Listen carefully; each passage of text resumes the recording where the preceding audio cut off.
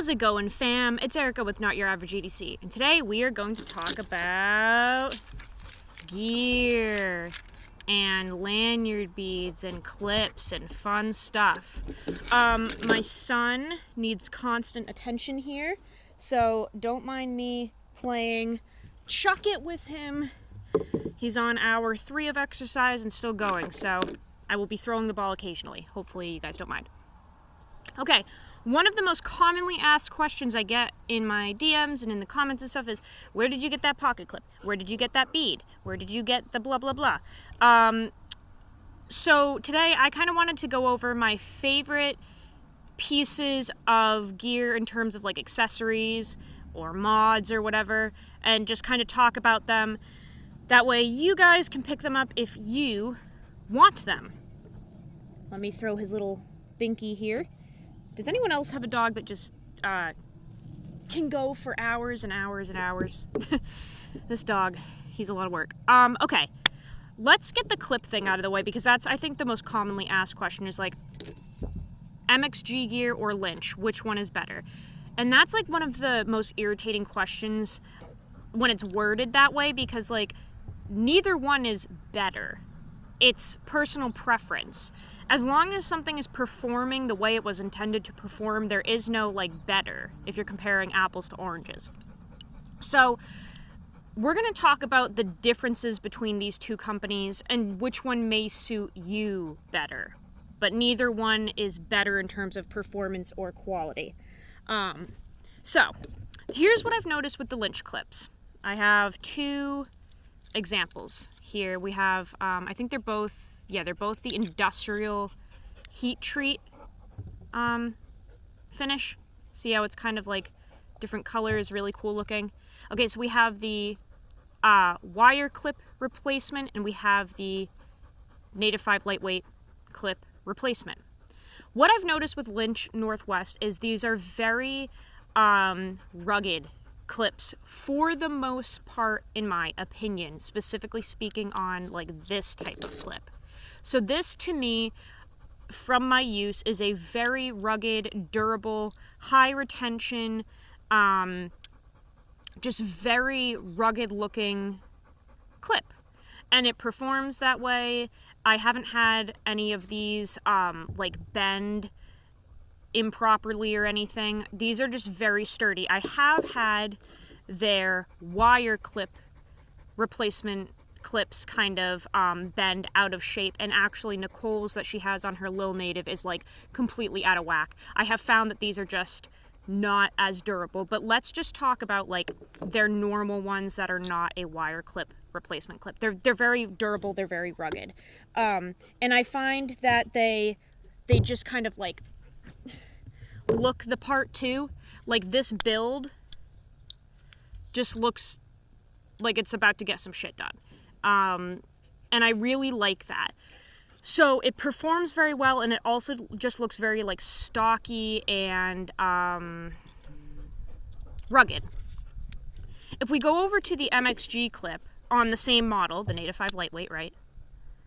I feel like this looks more elegant. Now, it's still a performer. I have never actually had an MXG gear clip bend on me. I've had, like I said, some of the Lynch clips, especially the wire ones, I've had those bend out of shape, but I have never had an MXG gear clip bend out of shape or anything, and I've never had one arrive faulty either. You guys know I had like a whole ordeal with the Lynch clips for a while, but I still use them because I think that a lot of them are great. So never had one of these arrive faulty. They don't tend to bend out of shape or bend out at all for me. High retention, but a much more elegant look. And you still get the qualities of an American-made, really rugged replacement clip, but it just looks a little more slimline, a little sleeker, and just a little more elegant and fancy. So neither one is better. They're both fantastic. It really just matters what your goal of making your knife look like is. If you want it to be kind of like slimline and elegant and low profile and maybe kind of fancy, you can go for the MXG gear. And if you're looking for a really rugged industrial look, you can go with the Lynch clip, right? Also, I'm not going to link any of this shit in the description or anything. You are more than capable of looking this stuff up. I promise you, you can do it. So, neither one is better. It just depends on what look you are going for, right? They're both fantastic. And also, I will say the Lynch Clips generally ride way higher than the MXG gear. I will say that. That's something that actually I don't like at times. Especially on their Benchmade replacement clips. On a lot of the Benchmade models, the older ones like the Griptilian series, for example, this rides way too high, or like the 940 Osborne, it rides way too high over the butt end of the knife where it looks stupid in my opinion. Now, Benchmade has started to kind of square off their knives on the butt end, like the tagged out and the bug out and stuff like that. Like, these clips do fantastic on those. But the old school ones that have the more rounded butt, these stick up so high it just looks dumb. So I will say the Lynch Clips are almost too deep carry in my opinion on some models, so just be wary of that. Like, notice how even on these, the MXG gear is just barely visible. Completely deep carry, but barely visible. And then this Lynch clip on here is just like completely way higher than the butt. So again, personal preference, they're both fantastic. If you want a crazy deep carry clip, Lynch does a great job. But for me, it's almost an eyesore having like the pocket clip be the end of your knife instead of the end of your knife. I just think that's a little weird looking on occasion. The wire clip replacement, much better. You don't actually see it. So that's a really nice, I really like that. That's perfect for me. Let's talk about lanyard beads. That's another question I get a lot, and I've already made numerous videos on these, but YouTube buries those in the algorithm, so you can't find them. They are on my gear playlist, though. But we'll talk about it again. So, lanyard beads. I love lanyards, I love lanyard beads, and I love Ultem. If you don't know what Ultem is, it's a thermoplastic. It's a plastic that you can heat up very, very, very high, and it's not going to break or crack or anything. And it also, if you drop it or anything, it's not going to break. It's extremely durable. Now, a lot of people ask, well, why is that necessary on a lanyard bead? It's probably not. But when you go into the realm of making like knife scales, for example, in Ultem, that's where it's kind of cool because you can chuck that thing into the highway and it's not going to break. So I just think that the lanyard beads look really cool in Ultem. A lot of people say it looks like piss. I think it looks like honey or like apple cider vinegar or beer, which I think is really cool. I don't view this as urine. I think it's a very beautiful color, and I love how when you like bead blast it or sand blast it or whatever, I just think that looks beautiful. I don't think that looks like my peepees at all. I think it looks great. So I love Ultem, and it's one of my favorite thermoplastics to get beads in for my knives. So my favorite bead of all time, hands down, is the B01 bead from Nice Guy Machine Company. Archie is in Colorado. He makes these in his garage, and this is his first bead that he's ever made. And I think it's perfect. This is the perfect knife lanyard bead, or gear lanyard bead, I should say, ever created in my world, on Erica's planet. So it hides the lanyard knot. I love that. I really like the square. I just haven't found anything else like that. A lot of lanyard beads are like a cylinder with milling or whatever. I love that it's a square. It is also milled in the top so that you can actually move that knot down into there and have that partially hidden as well, and it cinches it right up so that it doesn't move. I mean, guys, it's genius. It's a lanyard bead at its genius. This is like machined out in there, perfectly sized so that when you tie an overhand knot, I think that's what it's called. Yeah, it hides it perfectly. Like the size of that knot hides in there perfectly when you use the Atwood paracord that he sends you. This is I think it's like tactical cord or something. It's obviously a smaller diameter than normal paracord, but he sends it with the beads, with the pry bars. I just think it looks great. Like, I think it's just the best looking bead on the market.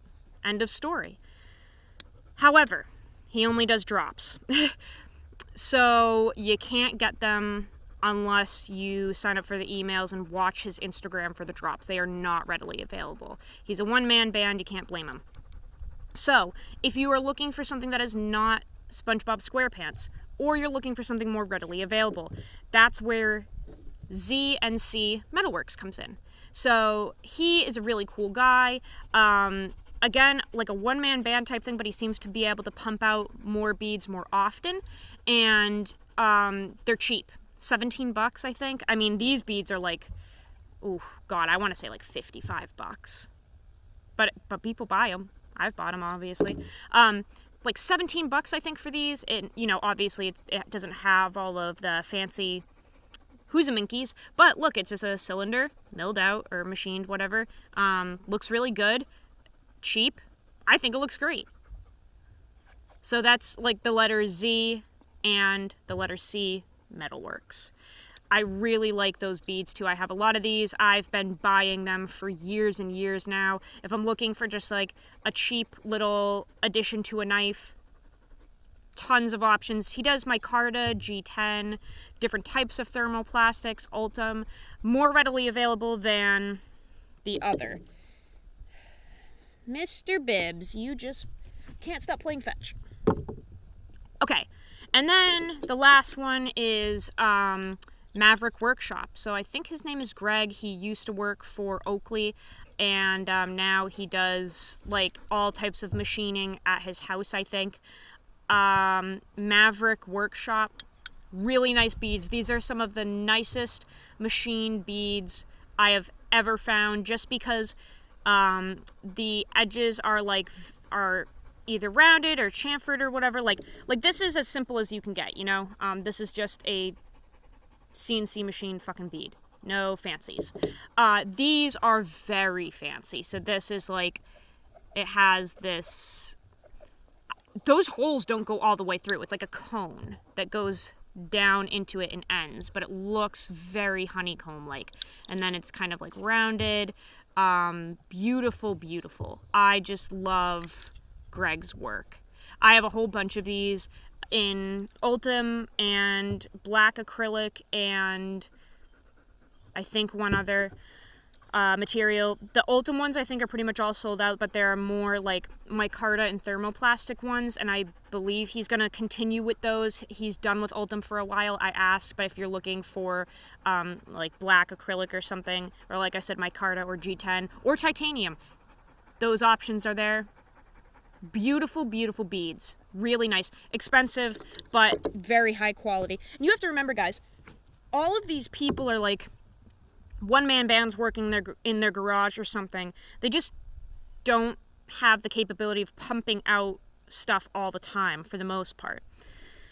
And then we have Urban Carvers. What's his name? Dustin? Really cool guy. I've talked to him. Very nice, makes really incredible stuff. Now, he works with a wide array of materials. This is like G-Mascus or something, I think. Urban Carvers, he's able to pump out a lot of stuff, and he's expanding his shop as we speak, as far as I know. What are you doing to contribute to the world? Anything? Are you making lanyard beads? No, you're not. So he's able to make a lot of beads. It seems like it must be like his full-time job, because he's just constantly doing drops and sending out emails that new products are available. He's super innovative too. So Urban Carvers does a lot of cool beads like this. What I have noticed as well that I really like is this is very much reminiscent of the Scoopy Loops bead, which those are never ever available, and when they drop, they're gone within 15 seconds. And I really like the look of the Scoopy Loops beads, and I just have never been able to get one. So when I saw that this kind of looked like that, I actually really liked it, and I picked this up. tons of different options, tons of different shapes.